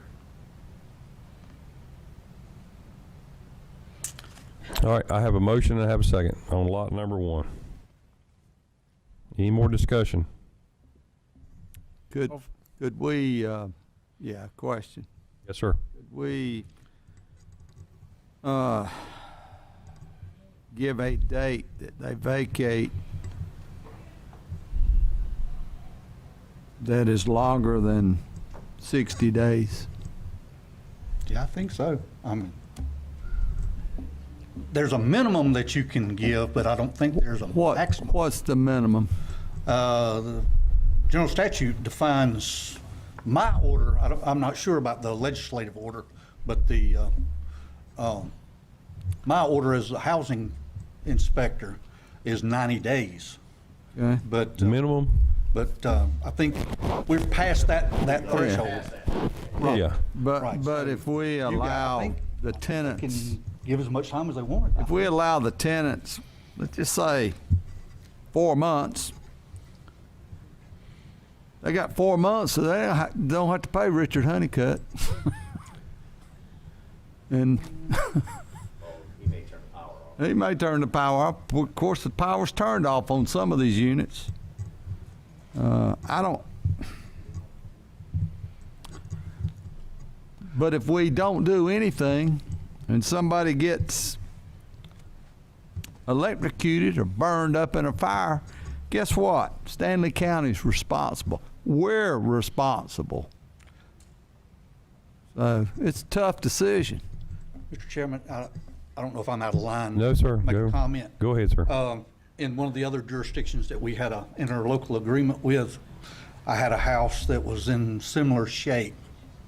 I ordered that it be vacated and closed until it could be demolished and removed. The folks continued to stay there for about 6 weeks before the house burned down. They were lucky they didn't get, I think one kid got some second-degree burns, but nobody lost their life. But everything else, the house was completely destroyed by the fire. They've had 6 months and more. Mr. Honeycutt's had 6 months. Yeah. Well, These people haven't. These people have only had a couple of weeks now. then what happens if we postpone it? If some of these folks find a place to live, and then Mr. Honeycutt rents it to somebody that has no idea that it's going through that, and you have people in it again. Well, I think if we do this, give them 60 days, you will post the property, correct? Yes. Yeah. So I think that'll take care of that, Peter. They would know, whoever's moving, if someone moves out and Mr. Honeycutt tries to rent it again, at least they would know, unless he rips the sign down, I guess. But Well, can I amend my motion then to in 60 days or something like that? Or how does that work? We condemn, but they have 60 days to vacate? Is that? But you'll still You have that authority. You would still post it. Yes. Tomorrow. Yes. Okay. Okay. Just for their clarification, if they do 60 days, technically they're gonna have 90 plus the additional time for the eviction Correct. process, because even at the 60 days, if they decide to hunker down, still gonna need another 30 before we can evict. Right. Correct. That is correct, yes. Yeah, we have to give them notice and. We're not going to charge for the misdemeanor once you. I don't know. That was. That's what plan, that's what Yeah. we're there too. Yeah. Put that sign up there in violation of a misdemeanor. Well. No, because you would be 60, because you would have, if we voted to start in Right. 60 days, you put the violation up, that they would have. But when he puts the thing up. Well. You want to address that? If I may, Mr. Chairman, Yes, ma'am. if the board would look at each individual ordinance, Articles 2 and 3, they have sections, fill in the blank with the dates. So in Article 2, the ordinance would read, the owner of such buildings and premises is hereby ordered to vacate, demolish, and remove said dilapidated structure and all debris from the property by a date no later than blank. And then the same in Article 3, the second sentence there, the housing inspector is further authorized to direct to demolish and remove the above described structure on or after blank, fill in the date, in accordance with his orders to the owners. And Mr. Swearingen can add additional information here.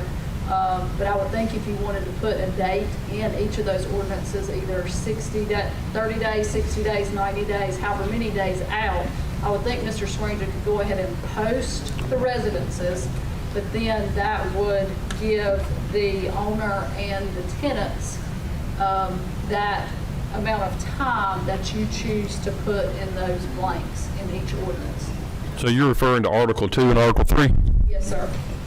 That's on page 61 of your agenda packet. And there's actually an ordinance for each of the lots. Right. So it would be page 51, 53, 55, Oh, okay, I see the rest of them. 7, 59. That's just the first one I got to. Lot, 61.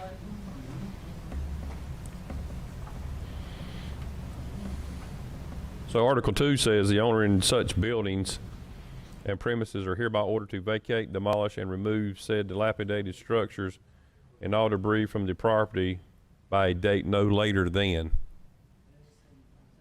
Okay, does that help you out, Peter? One of them's on page 56. Each lot has its own thing.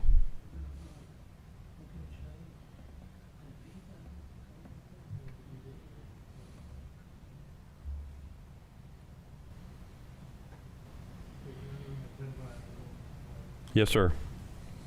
What's your motion, sir?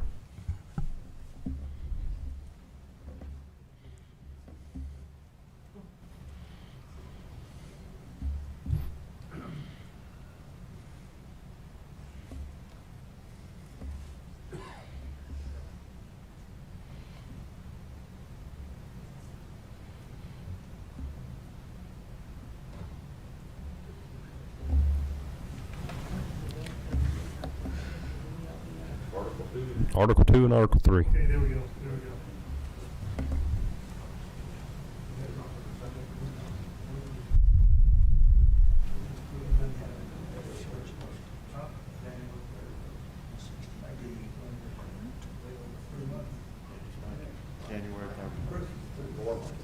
But it gives them initial 30 days, so you're actually getting 4 months.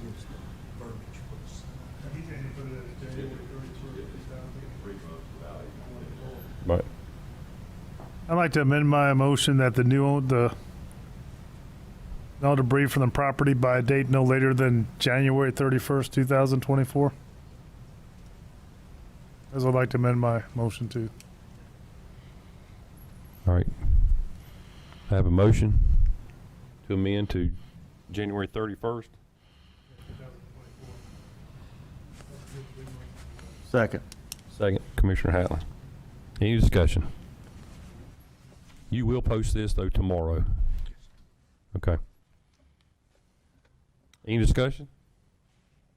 All right, we're in lot 1. Okay. All those in favor say aye. Opposed? Lot 2. Same thing? I'd like to make the same motion that they have no later than January 31st, 2024. All right. Do I have a second? Second. Any discussion? All those in favor say aye. Opposed? Lot 4. I'd like to make the same motion that vacated no later than January 31st, 2024. Already 31 days in January? Yeah. Okay. Yeah. All right, I just want to make sure. I didn't know. All right, do I have a second on lot 4? Second. All right. Any discussion? All those in favor say aye. Opposed? Motion carries. Lot 6. Yes, sir. Do I have a second on lot 6? Second. Any discussion? All those in favor say aye. Opposed? Motion carries. Lot 7. I'd like to make the same motion, January the 31st, 2024. All right. Second, Commissioner Hatley. Any discussion? All those in favor say aye. Opposed? Motion carries. Lot 8. Would you like to make that same motion, sir? Do I have a second? Second. Any discussion? All those in favor say aye. Opposed? Motion carries. Thanks, sir. Mr. Chairman. Thank you, Tim. It's a heart-wrenching decision you've had to make tonight, but It's I tough. appreciate Thank you, sir. each and every one of you and all the other work that you do for our county. Thank you. Thank you for spending time on this. Yes, sir. We got a big, January 31st, right? Yes. 2024, yes, sir. Okay, so there's no chance, like, you're not gonna come out and cut the power off on us. We're not, but now I don't know what Mr. Honeycutt will do. Well, I'm saying, we're paying our power bills and everything. You're paying your own, it's in your name? Yeah. Yes, sir. You're fine. So you're fine then. That should be good until we get time to find it. Yes, sir. Okay, thank you. Good luck, too. Please start looking. Yeah, and reach out to anybody that you can. And the 31st is on a Wednesday. All right. Would you have something else, Peter? Are you guys okay with taking about a 5-minute recess? Yes. All right. We're recessed. Libraries Week proclamation, and our presenter is Commissioner Brandon King. Commissioner. Thank you, Mr. Chairman. Just want to let everybody know what the Friends of the Library actually do. I mean, they really go out and help supplement the library's money. So where the county or state don't fund, they step in and do that. And the Friends of the Library Week is going to be October 15th through the 21st. So I just want to read this proclamation, if that's okay with everybody. Yes, sir. Whereas Friends of the Stanley County Library raise money that enables our library to move from good to great, providing resources for additional programming, much needed equipment, support for children's summer reading, and special events throughout the year. And whereas the work of the Friends highlights on an ongoing basis the fact that our library system is the cornerstone of the community, providing opportunities for all to engage in the joy of life, long learning, and connect with the thoughts and ideas of others from ages past to present. And whereas the Friends understand the critical importance of well-funded libraries and advocate to ensure our library system gets the resources it needs to provide a wide variety of services to all ages, including access to print and electronic materials, along with expert assistance and research, readers advisory, and children's services. And whereas the Friends' gift of their time and commitment to Stanley County Library System sets an example for all in how volunteerism leads to positive civic engagement in the betterment of our community.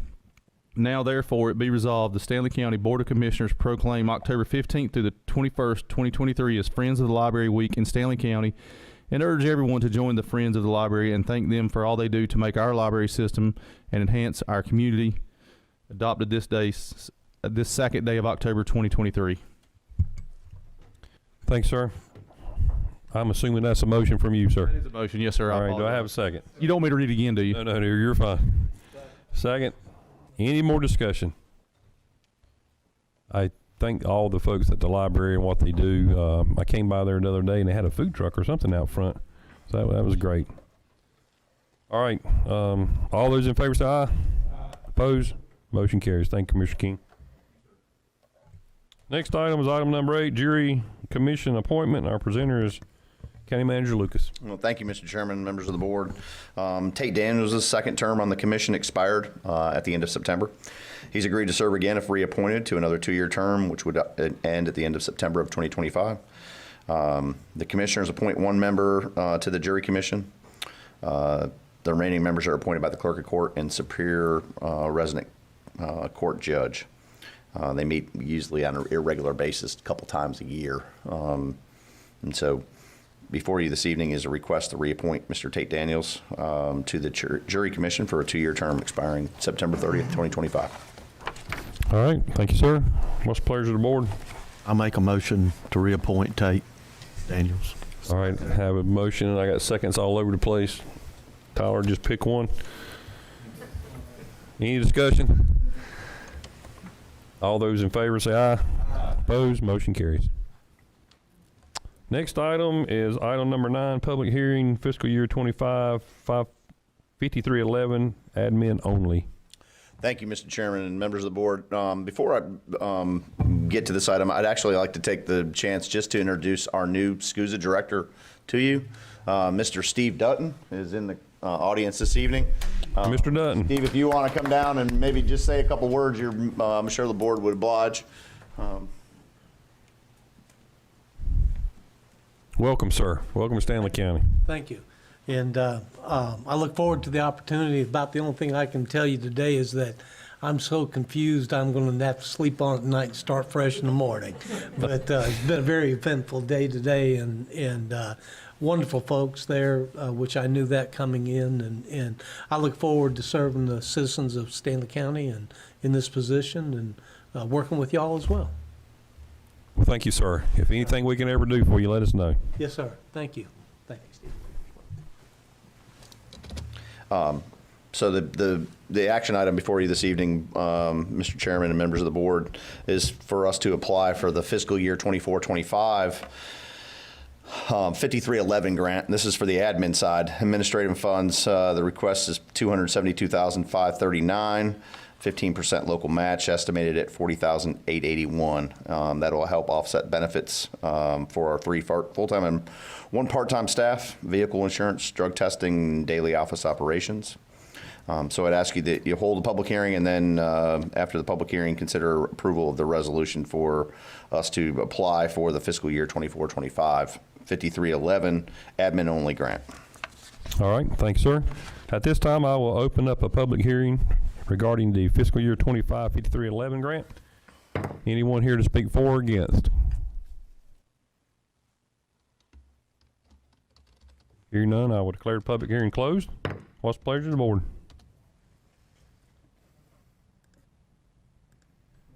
I make a motion that we approve 5311 for the admin only grant to apply for.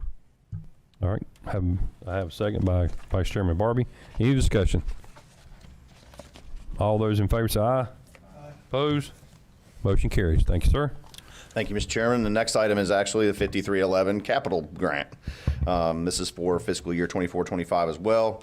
We'll be seeking the $130,000 with a 10% local match of $13,000 to replace one 20-foot LTV with lift and then the agency lettering. Estimated cost is about $129,550. Lettering's $450. So I'd ask for the board to hold a public hearing and then to approve the resolution for the county staff to submit the grant application for the 5311 capital for the $130,000 grant, or $130,000 grant with the $13,000 match. All right, thanks, sir. At this time, I will open up a public hearing for fiscal year 25 5311 capital only. Anyone here to speak for or against? Hearing none, I'll declare the public hearing closed. What's the pleasure of the board?